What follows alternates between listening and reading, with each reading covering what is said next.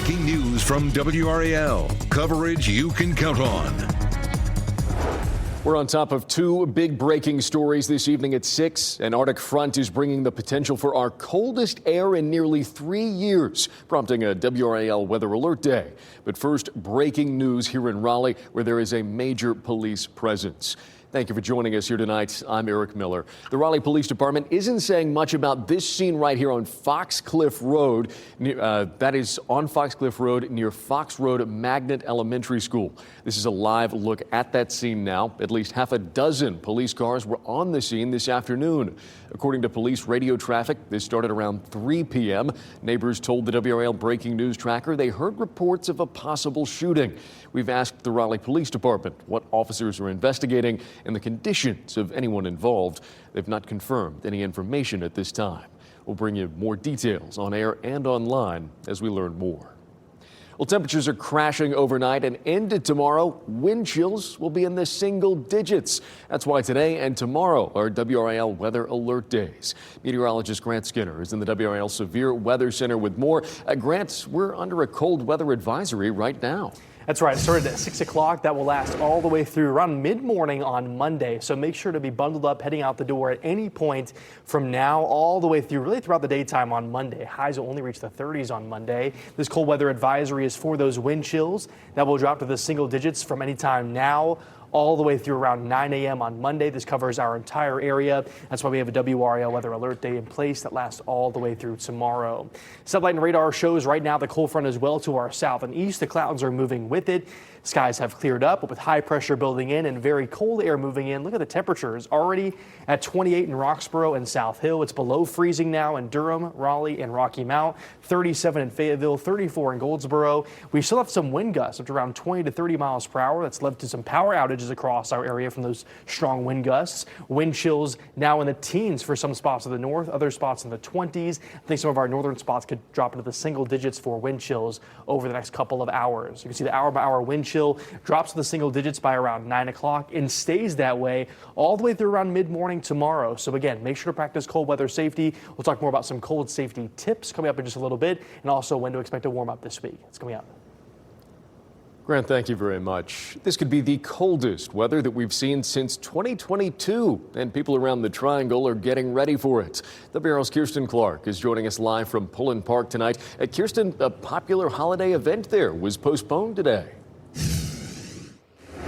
Eric, we arrived here to Pullen Park expecting to see the Holiday Express festivities in full swing. We're talking light displays, train rides, and more. But instead, we were met with this sign saying the event was canceled. I want you to take a look here at this code red alert on the RaleighNC.gov website. It says the Holiday Express was postponed today due to projected high winds. We are already feeling those winds, and Grant just said it. We're expecting to see wind chills in the single digits and temperatures in the low teens. We spoke with a family here at Pullen Park today. They said they were disappointed to see that Holiday Express was postponed, but they told us it just gives them more time to prepare for the cold.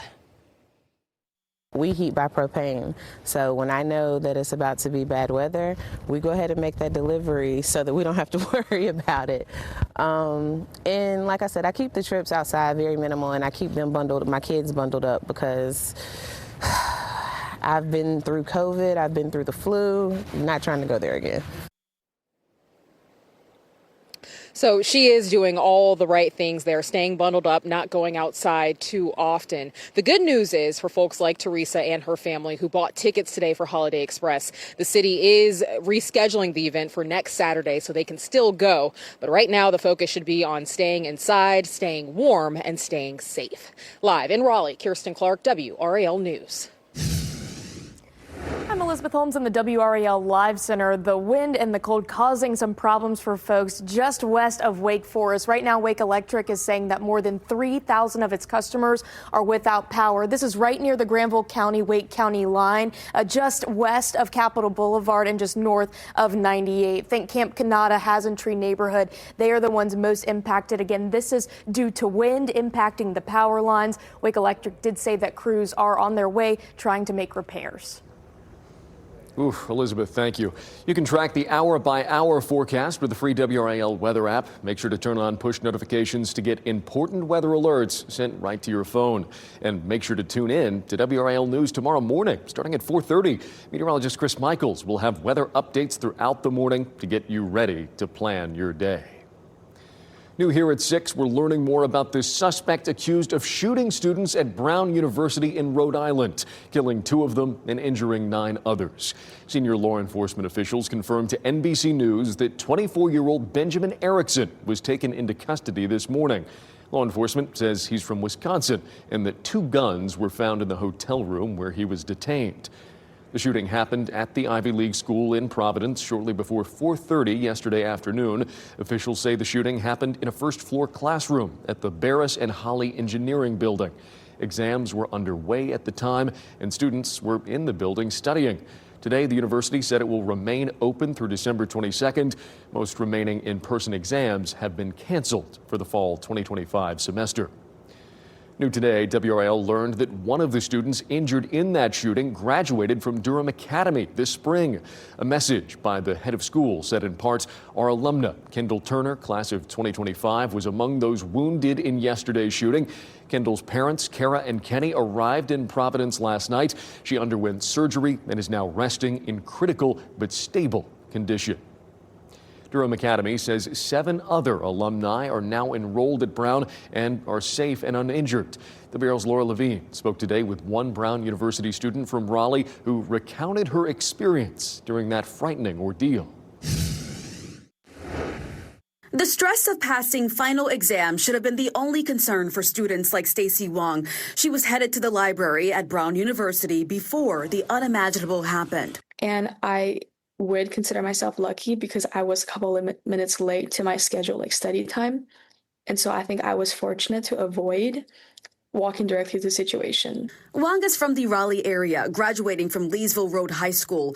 She's in her first year at Brown studying computational biology and public health, telling me this is far from how she pictured wrapping up her first semester of college. So I stayed in my dorm with my roommates. We barricaded our dorm room. We moved the wardrobe directly under the door. We moved the fridge, we moved the microwave. We did everything we could trying to block the door. She sent me these photos inside their dorm. For more than 8 hours, she says they sheltered in place as hundreds of law enforcement agencies swarmed the school. The biggest part about this experience is the uncertainty. You don't know what's going on. So all you could do is just, take care of yourself, stay there, and waiting for updates from the outside. You really don't know how it is like until you experience it personally. A shelter-in-place order lifted for the campus this morning. All remaining classes and exams have been canceled for the rest of the semester out of profound concern for all students, faculty, and staff on our campus, the provost said in a statement today. Wong tells me she's traumatized, now focusing on her mental health, while heartbroken to learn some of her fellow students won't make it home for the holidays. It's really devastating to me to hear that there are injuries or deaths constantly being reported, especially when it's approaching the holiday season. And I just can't imagine what it is for their family members when they're expecting a nice reunion. Laura Levine, WRAL News in Raleigh. Yeah, you feel for her and all of those other students who've had to go through that. Police say 15 people are now dead and 40 others are hospitalized after a shooting at Australia's famed Bondi Beach. Police identified the 2 gunmen as a father and son, ages 50 and 24. The 50-year-old was shot dead by officers on scene. The 24-year-old suffered critical injuries. Officials declared the shooting a terrorist event and said the attack targeted Jewish people who were at an event to mark the first day of Hanukkah. We spoke with local rabbi Eric Solomon today about that attack. He says he feels shock, devastation, and a profound sense of loss. But he says he's also keeping the message of Hanukkah in his heart. Hanukkah comes in our hemisphere in the darkest time of the year to place light. And it's the one holiday in the Jewish calendar where it's required to put that light, the miracle, in the window to spread that light not only to the Jewish people, but really to the world. To say that God's light is for everyone and that goodness will overcome evil and light will overcome darkness. Rabbi Solomon was in attendance, as Josh Stein. North Carolina's first Jewish governor lit the menorah in the executive mansion just a short while ago. We'll have more on that historic event in our later newscasts. New information tonight about a deadly chain of events in Robeson County. According to the sheriff's office there, EMS crews were taking 36-year-old Cheyenne Woods to the hospital last night when Woods pulled a gun, hijacked the ambulance, and then sped away. Authorities say Woods then crashed into another vehicle, got out, and shot the driver, 74-year-old Marie Locklear of Red Springs. Locklear later died of her injuries. Deputies arrested Woods nearby. Woods now faces first-degree murder and multiple felony charges, including weapons offenses and robbery. Sheriff Bernice Wilkins called it a senseless act by a repeat violent offender. The investigation continues with more charges expected here. Woods does have a long criminal record. He served more than 10 years in prison for various crimes, most of them out of Robeson County. That includes second-degree murder, discharging a firearm into occupied property, and robbery with a dangerous weapon. Well, still to come tonight, winter college graduates. More than 1,400 UNC students turned the tassel today. The message a Pulitzer Prize-winning historian had for them at commencement. Plus, still no winner. Find out how far north of $1 billion that Powerball jackpot has grown. It was the hire nobody saw coming. Bill Belichick to UNC. In Coaching Carolina the Belichick way, our WRAL documentary unit exposes the power plays, the personal life scrutiny, and the shifting economics that pushed Carolina to go all in on football. Carolina, is no secret, is a basketball school. But in the modern college landscape, you can't just be a basketball school. All the revenue, football drives the bus. They think the biggest name possible is the answer. Carolina is the #1 public university in the world. Why can't we be great at football?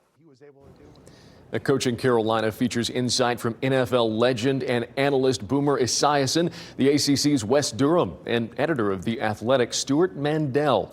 You can watch Coaching Carolina the Belichick way on TV, wherever you stream WRAL, or on WRAL's YouTube channel Thursday night at 7:30. Well, that Powerball jackpot is growing again to an estimated $1.1 billion. That's a cash amount of more than $503 million. There were no big winners in last night's drawing, but 2 tickets, including one sold in North Carolina, won $2 million each. The next drawing is tomorrow night. You can watch it live right here on WRAL right before our 11 o'clock news. Well, UNC held its winter commencement this morning. More than 1,400 Tar Heels received their Carolina diplomas today. Pulitzer Prize-winning historian Kathleen Duvall gave the commencement address. The world is big and complicated, and easy-sounding answers to difficult problems usually aren't right. Whatever your majors and minors have been, you've been trained well here to face those challenges. I am confident that every one of you will keep learning and thinking the rest of your lives, whatever you do to make your living. The graduating class included 655 undergraduates and 149 first-generation college students. Our congratulations to those guys. A major accomplishment there. And I got to say, Grant, hopefully they had a good jacket on underneath the tassels and the robes, because, man, that is some serious cold we're talking about. Yeah, and this evening you'll want multiple layers if you have to be outdoors. If you don't have to be, the best plan is to be in front of a fire, at home, indoors. It's going to be very, very cold all the way through tomorrow. That's why we have a WRAL weather alert day not only in place for today, but also tomorrow, because the cold weather advisory started this evening, and that will last all the way through tomorrow morning. The reasoning for the cold weather advisory and the WRAL weather alert days is not only will we have temperatures in the teens, ranging from around 10 to 16 degrees tomorrow morning, we also have the wind factored in. And with that, it's quite breezy out there. We have wind chills in the single digits for really the next couple of hours all the way through tomorrow morning. So again, the cold weather advisory is in place for our entire area that lasts through 9 a.m. on Monday. So we have a WRAL weather alert day. You can see from Raleigh right now, it is windy out there. This camera's been shaking for quite some time now, and the flags are also moving pretty quickly with the breezes that continue across our area. Some gusts reach up to 25 to 30 miles per hour. We had some stronger gusts earlier today. The next few hours, temperatures gradually drop into the teens by 11 o'clock. Yeah, 19 degrees by 11 p.m.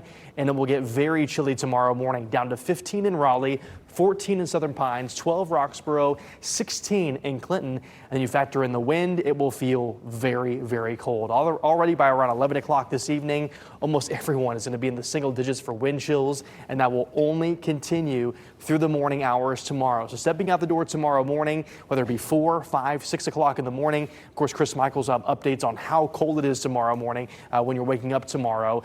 We're going to be in the single digits for wind chills, so make sure to bundle up, make sure to practice cold weather safety. But thankfully, after the morning hour, starting in the teens and 20s, we'll eventually warm into the upper 30s by the afternoon. So a bit of relief, a lot of sunshine throughout the day. It won't be as windy as well, so that'll make it feel a little bit better. But again, make sure to practice cold weather safety, protect your people, plants, pipes, pets, and make sure to practice fire safety. Only use safe heating sources. Those outdoor pets, bring them inside, and limit time outdoors, not only for yourself, but also for your pets. It's going to be very, very cold. Thankfully, though, we do warm up throughout this week. So after a very cold night tonight and a cold day tomorrow, we start to see a climb in our temperatures.